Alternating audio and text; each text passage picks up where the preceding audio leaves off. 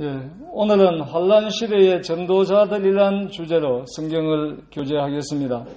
계시록 7장 4절에서 14절 말씀을 찾아 읽겠습니다. 4절, 내가 인침을 받은 자의 수를 들으니 이스라엘 자손의 각 지파 중에서 인침을 받은 자들이 14만 4천이니 유다 지파 중에서 인침을 받은 자가 1만 2천이요 르벤 지파 중에서 1만 2천이요 갓 지파 중에 1만 2천이요 아셀 지파 중에 1만 2천이요 납달리 지파 중에 1만 2천이요 므낫세 지파 중에 1만 2천이요 시몬 지파 중에 1만 2천이요 레위 지파 중에 1만 2천이요 이사갈 지파 중에 1만 2천이요 스불론 지파 중에 1만 2천이요 요셉 지파 중에 1만 2천이요 베냐민 지파 중에 인침을 받은 자가 1만 2천이라. 이 일 후에 내가 보니 각 나라와 족속과 백성과 방언에서 아무도 능히 셀 수 없는 큰 무리가 나와 흰 옷을 입고 손에 종려가지를 들고 보좌 앞과 어린 양 앞에 서서 큰 소리로 외쳐 이르되 구원하심이 보좌에 앉으신 우리 하나님과 어린 양에게 있도다 하니 모든 천사가 보좌와 장로들과 내 생물의 주위에 서 있다가 보좌 앞에 엎드려 얼굴을 대고 하나님께 경배하여 이르되 아멘. 찬송과 영광과 지혜와 감사와 존귀와 권능과 힘이 우리 하나님께 세세토록 있을지어다. 아멘 하더라. 장로 중 하나가 응답하여 나에게 이르되 이 흰옷 입은 자들이 누구며 또 어디서 왔느냐. 내가 말하기를 내 주여 당신이 아시나이다 하니 그가 나에게 이르되 이는 큰 환란에서 나오는 자들인데 어린 양의 피에 그 옷을 씻어 희게 하였느니라. 여기에 12지파 중에 단이 빠지고 므낫세가 들어가 있습니다. 단 지파는 길의 뱀이라고 예언되어 있는 대로 적 그리스도가 나오는 지파이기 때문에 지파를 분별하기 때문에 요셉의 큰 아들 므낫세가 12지파에 요한계시록에는 포함되어 있습니다. 하나님께서는 어느 시대에나 여러 부분과 여러 모양으로 하나님을 증거하는 증인들을 통해서 하나님의 실존과 계획과 사랑을 증거하게 하셨습니다. 아모스 3장 7절에 보면 주 여호와께서는 자기의 비밀을 그 종 선지자들에게 보이지 아니하시고는 결코 행하심이 없으시니라고 기록되어 있습니다. 창세기부터 하나님께서 하나님의 모든 경륜을 이루시기 전에 언제나 증인들을 통해서 먼저 말씀을 하셨다는 것입니다. 율법을 주시기 전에도 하나님의 계획 중에 가장 큰 계획인 인류 구속 계획을 이런저런 모양으로 나타내셨습니다. 창세기 3장 15절에서 사단에게 내가 너를 여자의 후손과 원수가 되게 하고 내 후손도 여자의 후손과 원수가 되게 하리니 여자의 후손은 내 머리를 상하게 할 것이요 너는 그의 발꿈치를 상하게 할 것이니라고 기록되어 있습니다. 이 말씀이 복음을 최초로 암시한 원시 복음이라고 합니다. 모든 인생은 남자의 후손들입니다. 우리 모두는 아담의 후손입니다. 인생 중에 단 한 사람 주 예수 그리스도님만이 여자의 후손이십니다. 동정녀 마리아를 통해 성령님으로 잉태되셔서 모든 인생의 속죄 제물이 되시기 위해 피를 흘릴 수 있는 사람의 몸을 입고 하나님께서 세상에 오신 것입니다. 사단은 헤롯을 통해 구주의 혈통을 끊기 위해 베들레헴의 2살 아래 아이들을 다 죽였습니다. 또 남왕국의 왕후였던 아합의 딸인 이달랴를 통해서 다윗의 혈통을 완전히 끊으려고 시도를 했지만 대제사장의 누이가 왕자 중에 하나를 숨김으로 다윗의 혈통이 이어져 내려왔습니다. 역사적으로 사단은 여자의 후손으로 오는 구주를 여러 방법으로 대적했습니다. 또 요한복음 8장 44절 기록대로 사단의 후손인 유대 종교 지도자들과 모든 믿지 않는 자들을 사용해서 오늘날도 구주와 제사함의 복음을 대적하고 방해하고 있다는 것입니다. 여자의 후손인 주님께서 십자가의 대속의 죽음과 부활을 통해 영원한 속죄를 이루셔서 사람들을 지옥으로 끌고 가는 사단의 권세를 패버리심으로 사단의 머리를 찍어버리셨습니다. 사단은 여자의 후손의 발꿈치를 상하게 한다는 기록은 주님께서 죄인들을 지옥에서 건지시는 역사를 사단이 불못지옥에 갈 때까지 방해를 할 것이라는 말씀입니다. 또 창세기부터 사람을 대신해서 죄 없는 양이 죽는 제사를 통해서 인류의 대속 제물이 되실 주님을 증거하셨습니다. 성막과 성전에서 수없이 죽어간 짐승들은 모두 주 예수 그리스도님을 예표하고 있습니다. 그 후에 인류 가운데 아브라함을 부르셔서 그의 후손인 아브라함 하나님의 지상 백성 이스라엘을 하나님의 정인으로 삼으셔서 하나님을 증거하셨습니다. 이사야서 43장 10절부터 12절을 찾아보겠습니다. 나 여호와가 말하노라. 너희는 나의 정인, 나의 종으로 택함을 입었나니 이는 너희가 나를 알고 믿으며 내가 그인 줄 깨닫게 하려 함이라. 나의 전에 지음을 받은 신이 없었느니라. 나의 후에도 없으리라. 곧 나는 여호와라. 나 외에 구원자가 없느니라. 내가 알려주었으며 구원하였으며 보였고 너희 중에 다른 신이 없으니 그러므로 너희는 나의 정인이요 나는 하나님이라. 여호와의 말씀이니라. 계시록을 다시 넘겨갖고 펴놓으시기 바랍니다. 이사야서 43장 1절부터 44장 8절까지의 기록을 보면 이스라엘을 하나님께서 지명하여 부르신 목적은 하나님의 정인으로 삼기 위함이라고 기록되어 있습니다. 하나님의 정인은 혈통적으로 아브라함의 후손인 이스라엘 민족뿐입니다. 한국인이나 모든 이방 민족은 하나님의 정인이 될 수가 없는 것입니다. 그래서 이스라엘은 하나님의 시계라고 말합니다. 하나님의 정인이기 때문에. 이스라엘을 보면 하나님께서 인류 역사를 진행하시는 시간표의 진행 상황을 알 수 있다는 것입니다.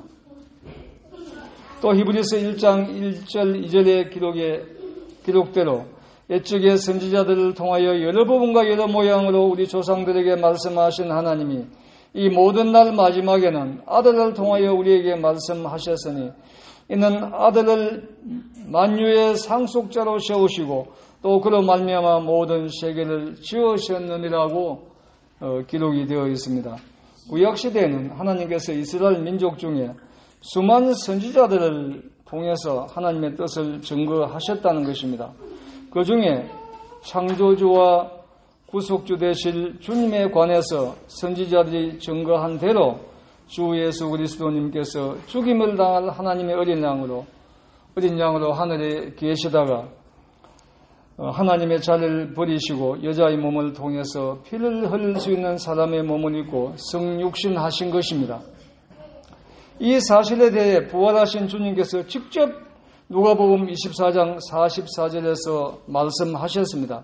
찾지 않겠습니다.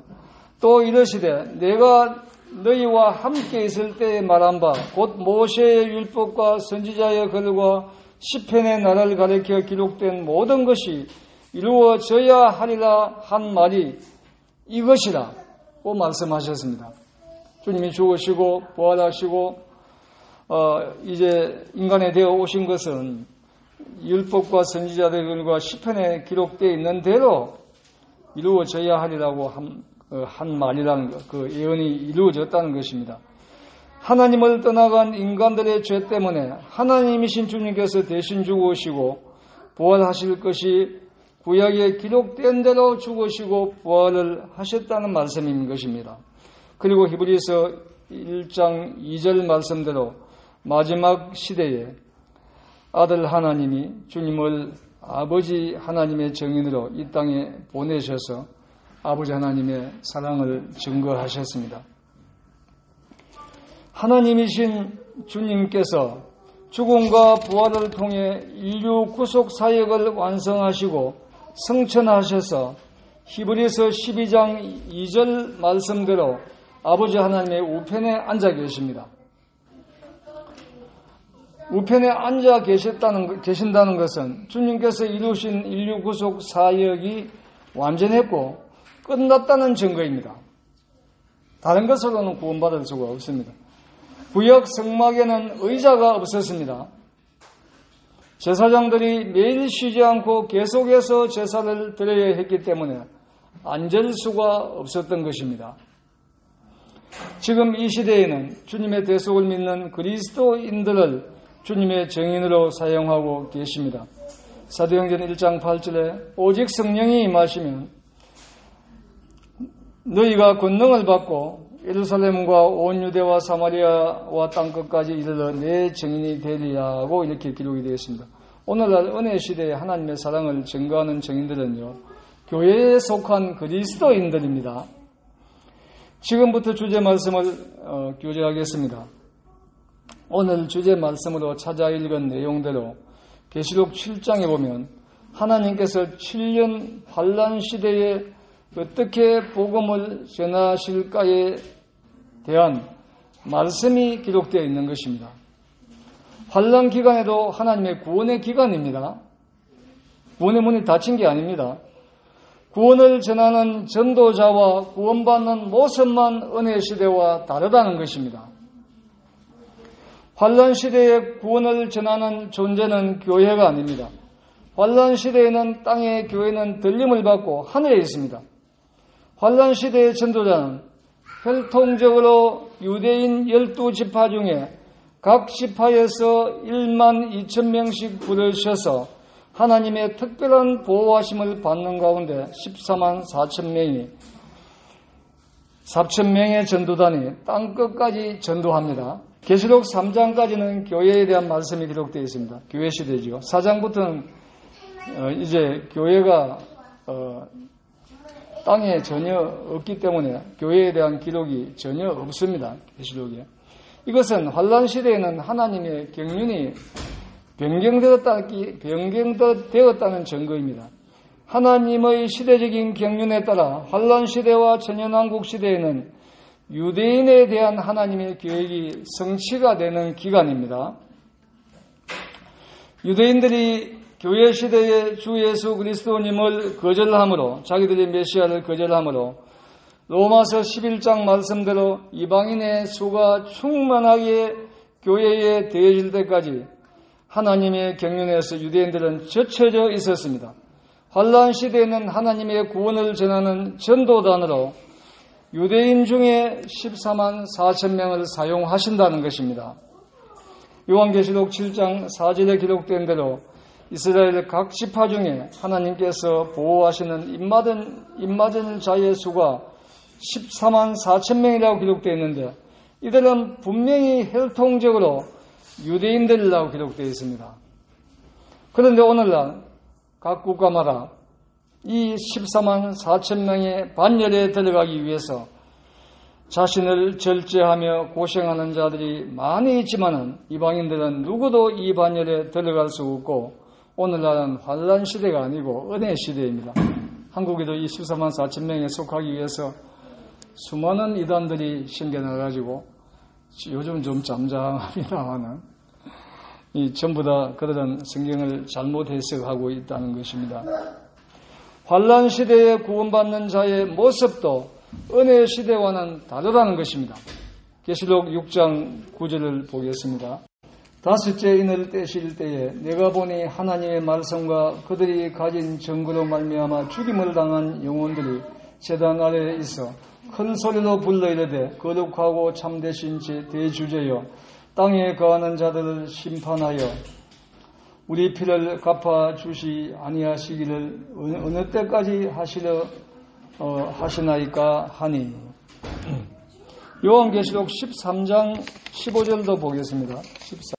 그가 권세를 받아 그 짐승의 우상에게 생기를 주어 그 짐승의 우상으로 말하게 하고 또 짐승의 우상에게 경배하지 아니하는 자는 며칠든지 다 죽이게 하니라 하더라. 요한계시록 20장 4절에도 환난 시대에 복음을 믿은 자들이 목배임을 당했다고 기록되어 있습니다. 환난 시대에는 복음을 믿으면 죽어야 합니다. 7장 9절에서 14절 다시 한번 보겠습니다. 앞쪽에 넘겨가지고 9절에서 14절.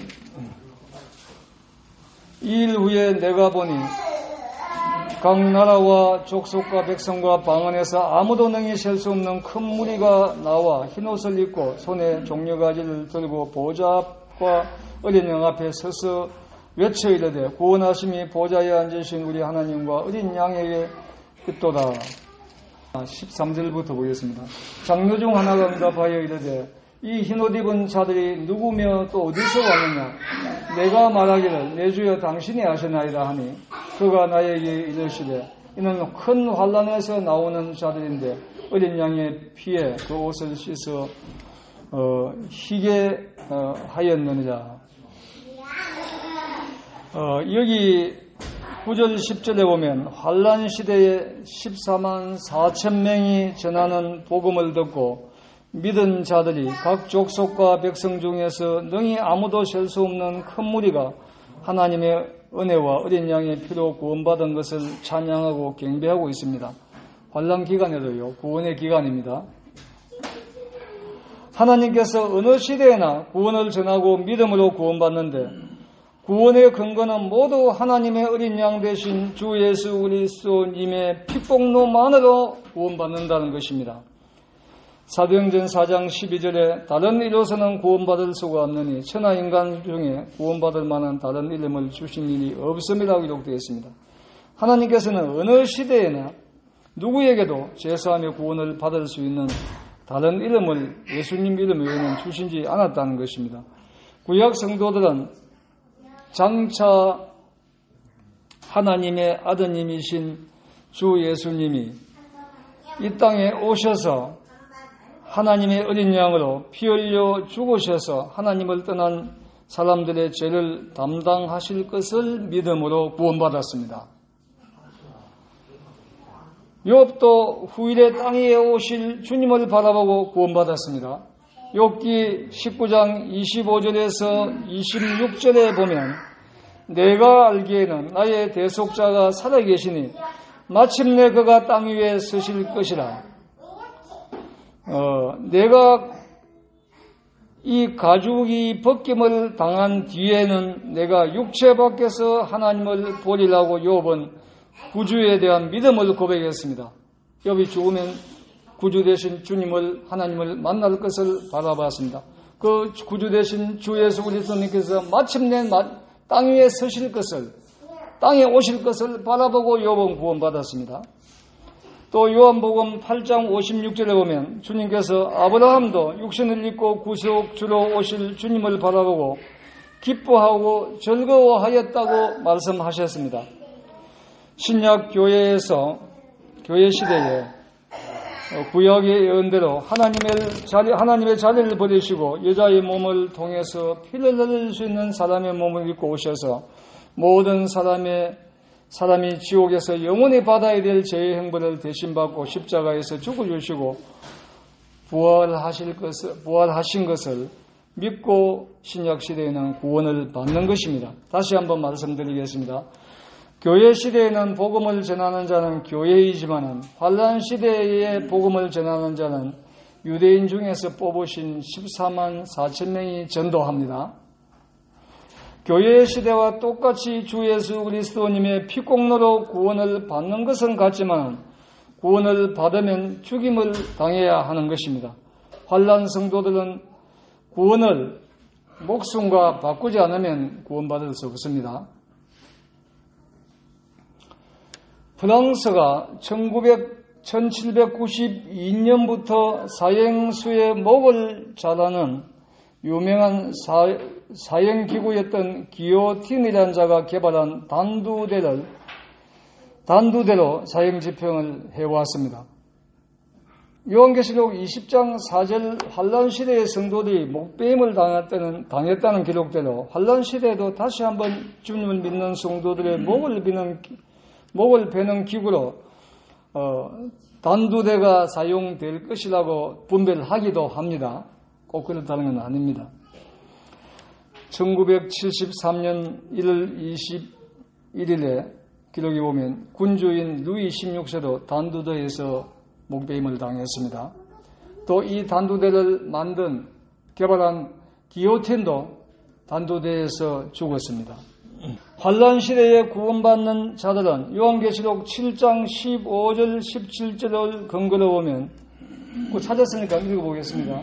15절부터 그러므로 그들이 하나님의 보호자 앞에 있고 또 그의 성전에서 밤낮 하나님을 섬기며 보호자에 앉으신 이가 그들 위에 장막을 치시니 그들이 다시는 줄이지도 아니하며 목마르지도 아니하고 해나 아무리 뜨거운 기온에 상하지도 아니하리니 이는 보호자 가운데 계신 어린 양이 그들의 목자가 되사 생명수 샘으로 인도하시고 하나님께서 그들의 눈에서 모든 눈물을 씻어 주실 것입니다.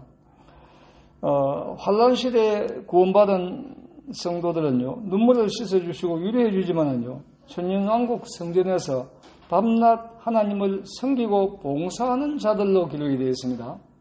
복이 다릅니다.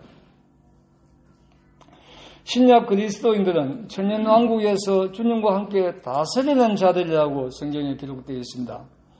환란 성도들은 주님을 믿고 순교했는데도 천년왕국에서 누리는 복의 차이가 있다는 것입니다. 또 교회 시대에 구원받은 그리스도인들은 주님을 신랑으로 섬기지만은 환란 시대에 구원받은 성도들은 17절 말씀대로 주님을 목자로 섬기게 된다고 기록이 되어 있습니다. 성경은 구약 성도, 신약 성도, 환란 성도, 천년왕국 성도들에게 각각 다른 복과 특권을 말씀하고 있습니다. 교회 시대의 성도들이 다른 시대의 성도들보다 더 고난을 받거나 자랑할 것이 없는데도 가장 큰 하나님의 복을 받게 된다는 것입니다.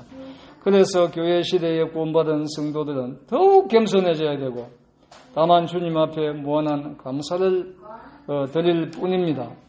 천년왕국 시대에 복음이 전해진다고 분별하기도 합니다. 천년왕국 시대에도 사람들이 죄를 가진 사람들이 태어나고 죽기도 합니다.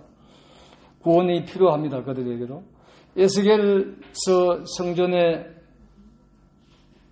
성경에 기록된 천년왕국 성전에서 드려지는 제사를 통해서 주님의 대속이 다시 한번 증거된다고 분별하기도 합니다. 천년왕국 때에. 또 다른 방법으로 천년왕국 기간에 복음이 전해진다고 분별하기도 합니다. 이사야서 11장 9절에 보게 되면 천년왕국 때는요, 물이 바다를 넘침같이 덮음같이 여호와를 아는 지식이 세상에 충만할 것이라고 기록되어 있습니다. 지금 이 세상과 다릅니다. 그때는 사단이 결박되어 들어가고 사람들이 순해지고요, 주님 공중 지상 재림하시는 모습을 사람들이 보고 자기들이 배척했던 예수님을 보고 통곡한다고 기록되어 있습니다. 그때 주님의 대속을 믿을지 기간 중에 또 어떤 방법으로든지 그들은 예수님을 믿을 것이라고 분별합니다. 천년왕국 때에 세워질 에스겔서의 하나님의 성전은요, 거기에도 제사가 드려집니다. 양이 죽습니다. 구약시대에 그렇게 양을 죽이고 이제 주님의 그림자로 제사를 드렸지만은 유대인들은 믿지 않았습니다. 천년왕국 때는 그들이 에스겔 성전에서 드리는 이 속죄 제사를 바라보고 저분이 지금 이 땅을 통치하시는 이제 메시아였구나, 주 예수 그리스도님이시구나, 이걸 믿게 된다고 분별하기도 합니다. 어느 시대에나 여러 방법으로 복음은 전해집니다. 마태복음 24장은 환란 시대에 일어날 일들이 기록된 성경입니다. 14절에 보면 이 천국 복음이 모든 민족에게 전거되기 위하여 온 세상에 전파되리니 그제야 끝이 오리라. 이 예언이 환란 가운데 반드시 이루어집니다. 환란 시대에 하나님께서 전도자들로 사용하시는 14만 4천 명은 어떤 환경에도 제한을 받지 아니하고 특별한 하나님의 보호하심을 받기 때문에 그들은 어떤 경우에도 지구의 모든 지역과 모든 민족에게 담대하게 복음을 전하게 될 것입니다. 요한계시록 9장 4절에 보면 이마에 하나님의 입맞지 아니한 사람들만 해하라고 하셨습니다. 그래서 14만 4천 명은 하나님의 인을 맞은 자들이기 때문에 환란에 어떤 해도 그들은 받지 않는 것입니다.